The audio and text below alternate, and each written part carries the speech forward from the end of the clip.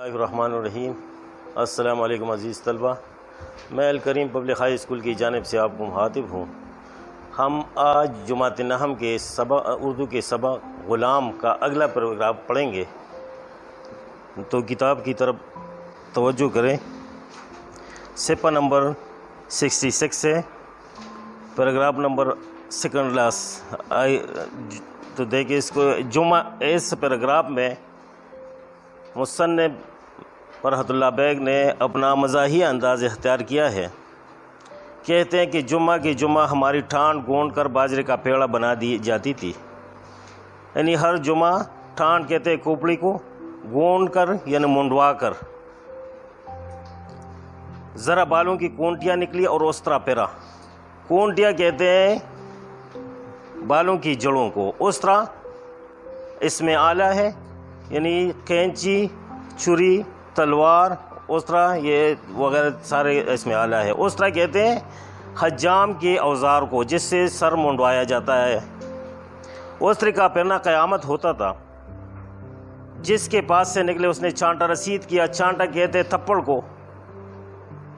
کچھ گٹی ہوئی ٹھانڈ پر چانٹا ایسا پڑتا تھا کہ سبحان اللہ چینٹیں اڑ جاتی تھی، یعنی منڈوائے ہوئی سر پر، یعنی گنجے سر پر تھپڑ ایسا پڑتا تھا کہ میرے ہوش و حواس اڑ جاتے تھے۔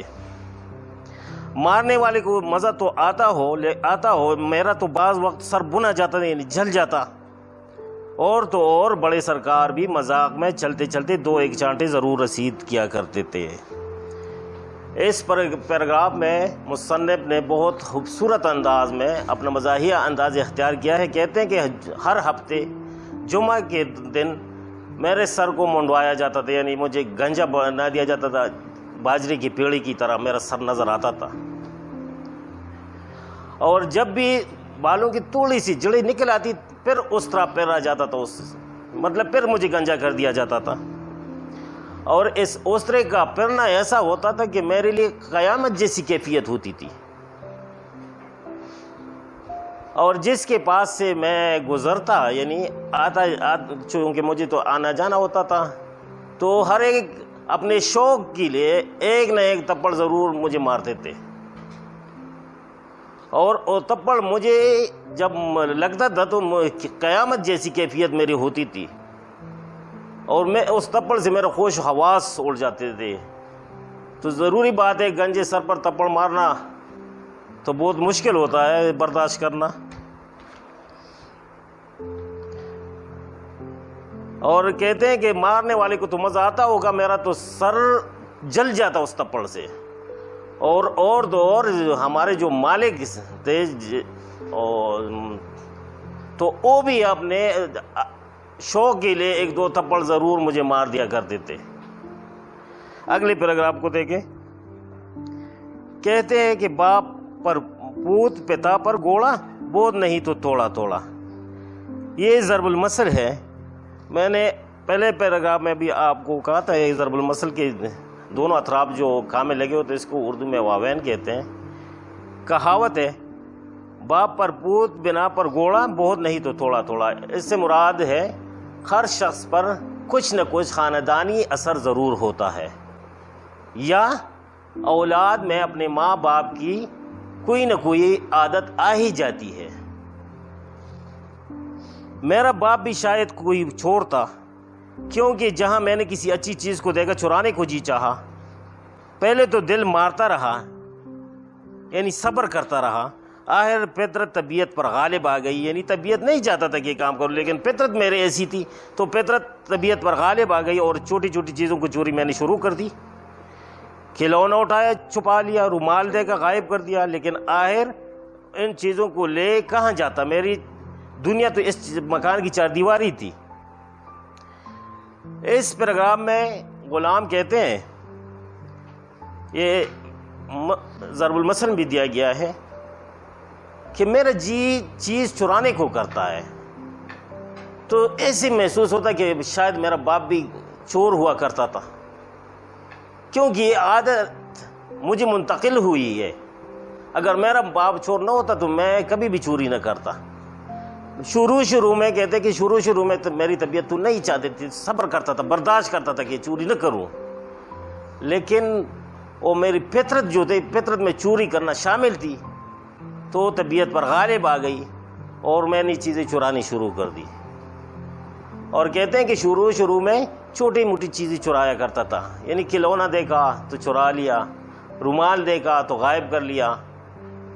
لیکن کہتے ہیں کہ اب میں چیز چرا کے کہاں لے کے جاؤں؟ میرے تو ساری چار دیوار یہی مکان تھی، مطلب میرا دن رات گزارنا تو اسی مکان میں تھا۔ اگلے پیراگراف کو دیکھیں۔ سچ ہے خدا بڑا کارساز ہے، کارساز ہے یعنی کام سنوارنے والا ہے۔ کارساز یہ سابقہ ہے، دیکھ ساز کے آگے کار لے کے گیا ہے۔ اچھا، یہ مشکل بھی آسان ہوئی۔ ایک ماما آئی، ماما کام کرنے والی خاتون آئی، ہاتھ کی بڑی تیز تھی، یعنی وہ بھی مجھ سے 2 قدم آگے تھی۔ موقع ملتا تو گھر بھر میں جھاڑو دے دیتی، یعنی گھر بھر میں ساری چیزیں چرا لیتی اگر موقع ملتا اسے۔ مگر مشکل یہ آ پڑی کہ بیگم صاحبہ کچھ ان کی شکل سے تاڑ گئی، یعنی پہچان گئی، بھانپ لیا، اس نے جان لیا کہ چور معلوم ہونے لگی اسے۔ اس لیے ان کی حدود باورچی خانے اور صحن سے آگے نہ بڑھے، یعنی وہیں تک محدود رکھا اس کو۔ اس پر بھی وہ اپنا پوت پورا کر لیتی تھی۔ پوت سے مراد ہے مطلب ہے رات کو گھر جاتی، صبح ہی واپس آتی۔ کوئی روز پوٹلی کھلوانے سے رہا، یعنی ہر روز تو کوئی تیلی، اور پوٹلی تیلی کو کہتے ہیں، چھوٹی سی گٹلی کو کہتے ہیں، وہ تو تلاشی تو نہیں لے سکتے تھے، ہر روز اس کی تلاشی لے۔ خدا جانے کتنا دال آٹا باندھ کر لے جاتی تھی۔ ہاں یہ ضرور تھا کہ جب سے وہ آئی تھی دسترخوان پر ہر چیز توڑنے لگی تھی، یعنی کم ہونے لگی تھی، توڑنے لگی تھی، کم ہونے لگی تھی۔ ہماری بیگم صاحبہ کی سمجھ دیکھو کہ بجائے یہ معلوم کرنے کی کھانا کیوں کم پڑتا ہے، الٹا غلہ بڑھا دیا۔ مگر ماما جی نے اس پر بھی بس نہیں کی، ادھر غلہ بڑھا، ادھر ان کی چوری بڑھی۔ غرض جب تک وہ رہی کھانے میں ہمیشہ برکت رہی۔ اس سے پہلے پیراگراف میں ہم نے پڑھ لیا کہ وہ غلام چیزیں چرا کر یہی سوچتا کہ اب اس کو کہاں لے کے جاؤں، کیونکہ میں تو دن رات یہ اسی گھر میں گزارتا ہوں، اس سے باہر تو مجھے نہیں جانا کہیں۔ تو کہتے ہیں کہ اللہ بڑا کام سنوارنے والا ہے، ٹھیک کرنے والا ہے، کہ میرا یہ مسئلہ بھی حل ہو گیا، یہ مشکل آسان ہو گئی۔ ایک کام کرنے والی خاتون آ گئی۔ غلام کہتا ہے کہ وہ مجھ سے بھی 2 قدم آگئی تھی اس چوری میں۔ اگر انہیں موقع ملتا تو تمام گھر چوری کر لیتا، لیکن بیگم صاحبہ جو ہے اس کی شکل سے کچھ پہچان سی گئی، اور انہوں نے اس کا آنا جانا جو ہے وہ صرف باورچی خانے اور صحن تک محدود رکھا ہے، اس سے آگے جانے کی اجازت نہیں تھی کمروں وغیرہ میں۔ لیکن جہاں تک اس سے ممکن ہو سکتا تھا وہ یہیں بھی اپنی پورا کر لیتی تھی، چیزیں چرا لیتی تھی، اور پتہ نہیں کہ اپنے تیلی اور پوٹلی میں کیا کیا دال چینی وغیرہ اپنے گھر لے جاتی ہوگی۔ اور وہیں سے جب سے یہ عورت کام کے لیے آئی تھی تو آہستہ آہستہ گھر میں چیزیں کم ہونے لگی تھی۔ غلام کہتا ہے کہ ہمارے بیگم صاحبہ بھی کوئی ناسمجھ تھی، نادان تھی، بجائے اس کی کہ وہ یہ معلوم کرے کہ آخر یہ چیز کم ہونے کی وجہ کیا ہے، کیوں کم ہونے لگی ہے۔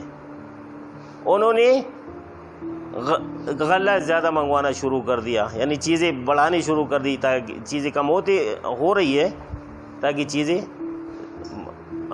کا مقدار بڑھ جائے اور چیزیں زیادہ ہو۔